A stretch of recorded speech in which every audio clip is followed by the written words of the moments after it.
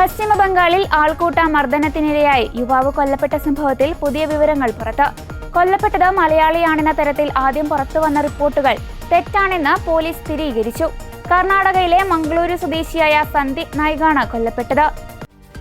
ഭാഷ അറിയാത്തതിനെ തുടർന്നുണ്ടായ ആശയക്കുഴപ്പവും വഴിതെറ്റിപ്പോയതുമാണ് ആൾക്കൂട്ട ആക്രമണത്തിലേക്ക് നയിച്ചതെന്ന് പ്രാഥമിക വിവരം. സംഭവവുമായി ബന്ധപ്പെട്ട് വെസ്റ്റ് ബംഗാൾ പോലീസ് മംഗളൂരു പോലീസുമായി ബന്ധപ്പെട്ടിട്ടുണ്ട്. ജൂൺ 9 പശ്ചിമ ബംഗാളിലെ സൗത്ത് 24 പർഗാനസ് ജില്ലയിലുള്ള കുൽത്താലിയിലാണ് നാടിനെ നടുക്കിയ സംഭവം അരങ്ങേറിയത്.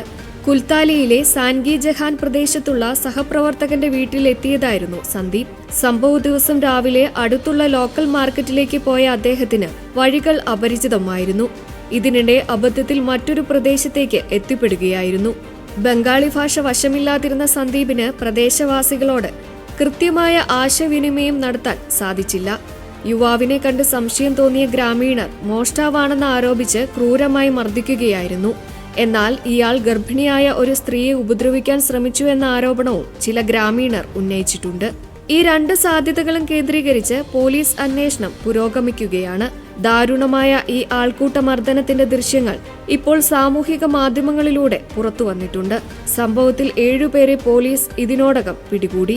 ഇതിൽ 5 പേരുടെ അറസ്റ്റ് രേഖപ്പെടുത്തുകയും പ്രായപൂർത്തിയാകാത്ത 2 പേരെ കസ്റ്റഡിയിലെടുക്കുകയും ചെയ്തിട്ടുണ്ട്.